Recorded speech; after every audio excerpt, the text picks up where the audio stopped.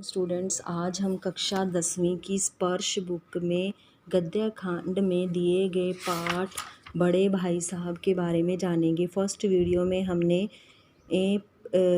पढ़ा कि एक बड़े भाई साहब हैं जो लेखक के बड़े भाई हैं। वो क्या हैं? बड़े ही पढ़ाकू हैं। वो बड़े अध्ययनशील हैं। हर वक्त वो अध्ययन में ही लगे रहते हैं। हर वक्त वो किताबें खोले रहते हैं। लेखक बता रहा है कि उसका भाई जब कभी अपनी पढ़ने से बोरियत महसूस करने लगते हैं तो वो अपनी जो किताबें हैं उनके ऊपर जानवरों की तस्वीरें बनानी शुरू कर देते हैं। तो उन्हें समझ पाना किसी के बस की बात नहीं है। वो जो लिखते हैं, जो तुकबंदी करते हैं, वो लेखक की समझ से परे है। लेखक बड़ा ही मस्त मौल इंसान है। वो हर वक्त उसे पढ़ना अच्छा नहीं लगता है। 1 घंटा भी अगर किताबें खोलकर बैठना पड़े तो उसके लिए आफत आ जाती है। वो तो बस हॉस्टल से बाहर निकलकर बच्चों के साथ खेलने में ही आनंद महसूस करता है। लेकिन जब वो वापस आता है तो अपने बड़े भाई साहब को क्रोध में देखता है। जब वो पूछते हैं कि कहाँ थे, तो फिर वो कोई जवाब नहीं दे पाता है। शायद लेखक अपने बड़े भाई का आदर करता है, इसीलिए उन्हें जवाब नहीं देता। इस तरह अंग्रेजी पढ़ोगे तो ज़िंदगी भर पढ़ते रहोगे और एक हर्फ न आएगा। अंग्रेजी पढ़ना कोई हंसी खेल नहीं है। अब बड़े भाई साहब अपने छोटे भाई को समझा रहे हैं कि तू हर वक्त खेलता रहता है, तुम्हें अंग्रेजी पढ़नी चाहिए। अंग्रेजी सीखना बहुत ही मुश्किल काम है। जो चाहे पढ़ ले, नहीं ऐरा गैरा नत्थू खैरा अब सभी अंग्रेजी के विद्वान हो जाते। वो कहते हैं कि अंग्रेजी को हर एक व्यक्ति नहीं पढ़ सकता। यहाँ रात दिन आंखें फोड़नी पड़ती हैं। फिर वो कहता है कि मैं रात दिन पढ़ता हूँ, खून जलाना पड़ता है, तब कहीं यह विद्या आती है। फिर ही हम अंग्रेजी सीख पाते हैं। और आती क्या है? हाँ कहने को आ जाती है। बड़े बड़े विद्वान भी शुद्ध अंग्रेजी नहीं लिख सकते हैं, बोलना तो दूर रहा। और मैं कहता हूँ तुम कितने घोगा हो कि मुझे देखकर भी सबक नहीं लेते। मैं कितनी मेहनत करता हूँ, यह तुम अपनी आँखों से देखते हो। अगर नहीं देखते तो यह तुम्हारी आँखों का कसूर है, तुम्हारी बुद्धि का कसूर है। इतने मेले तमाशे होते हैं, मुझे तुमने कभी जाते देखा है? रोज़ ही क्रिकेट और हॉकी मैच होते हैं, मैं पास नहीं फटकता। फिर वो लेखक का बड़ा भाई लेखक को नसीहत देते हुए कहता है कि मैं कभी खेलने तक नहीं जाता, ना ही मेलों में जाता हूँ, हर वक्त पढ़ता रहता हूँ। तुम मुझसे सीख क्यों नहीं लेते हो? मैं पास नहीं फटकता, हमेशा पढ़ता रहता हूँ। उस पर भी एक एक दर्जे में 2-2 3-3 साल पढ़ा रहता हूँ। फिर भी मैं 3-3 साल 2-2 साल एक क्लास में लगा रहा हूँ। फिर भी तुम कैसे आशा करते हो कि तुम यूँ खेल कूद में वक्त गंवाकर पास हो जाओगे? मुझे तो 2 ही 3 साल लगते हैं।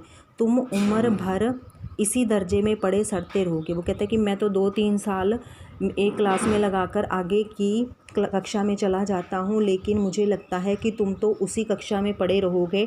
तुम तो बिल्कुल भी नहीं पढ़ते हो।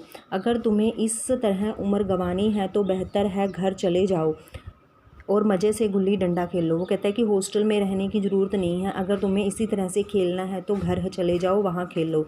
दादा की गाड़ी कमाई के रुपए क्यों बर्बाद करते हो? मैं यह लताड़ सुनकर आंसू बहाने लगता। लेखक कहता है कि जब मेरे भाई इस तरह से मुझे डांटते तो मैं आंसू बहाने लगता। जवाब ही क्या था? अपराध तो मैंने किया था, लताड़ कौन सके।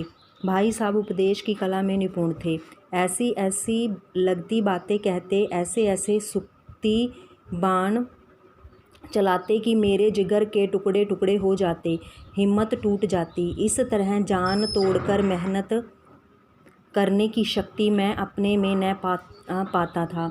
और उस निराशा में जरा देर के लिए मैं सोचने लगता, क्यों न घर चला जाऊं?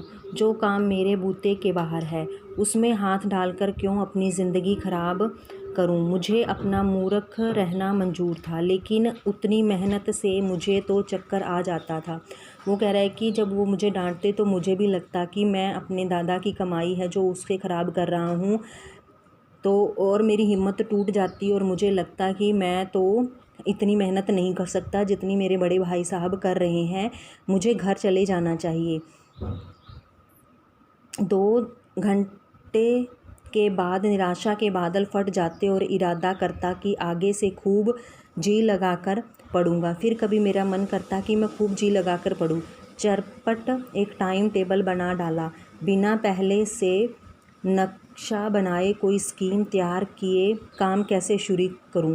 टाइम टेबल में खेल कूद की मद बिल्कुल उड़ जाती। फिर मैंने टाइम टेबल बनाया और उसमें खेल कूद को कोई स्थान नहीं दिया। प्रातःकाल 6 बजे उठना, मुंह हाथ धो नाश्ता कर पढ़ने बैठ जाना। 6 से 8 तक अंग्रेजी, 8 से 9 तक हिसाब, 9 से 9:30 तक इतिहास और फिर भोजन और स्कूल।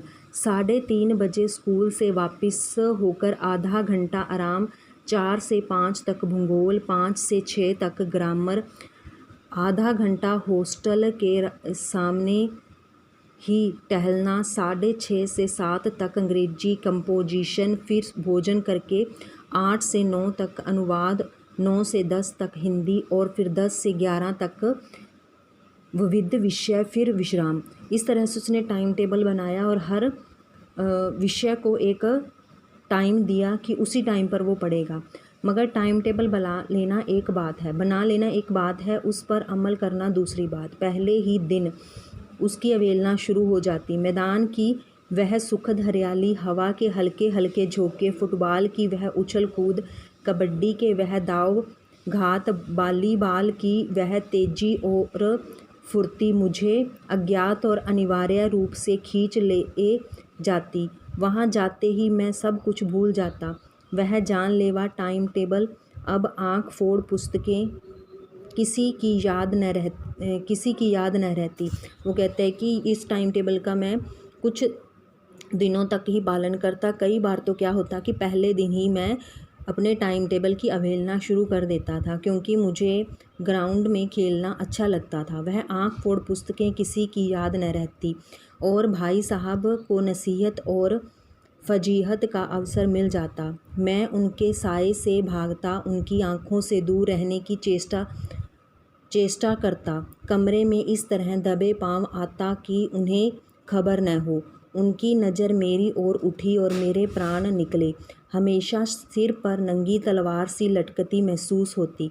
फिर भी जैसे मौत और विपत्ति के बीच भी आदमी मोह और माया के बंधन में जकड़ा रहता है। मैं फटकार और गुड़कियाँ खाकर खेल कूद का तिरस्कार न कर सकता था। वो कहता है कि मुझे बड़ी फटकार लगती, डांट पड़ती, लेकिन फिर भी मेरे मन में खेल कूद के लिए एक सत्कार था, एक भावना थी जिसको मैं अपने मन से नहीं निकाल सकता था, क्योंकि उसे खेलना ज़्यादा अच्छा लगता था।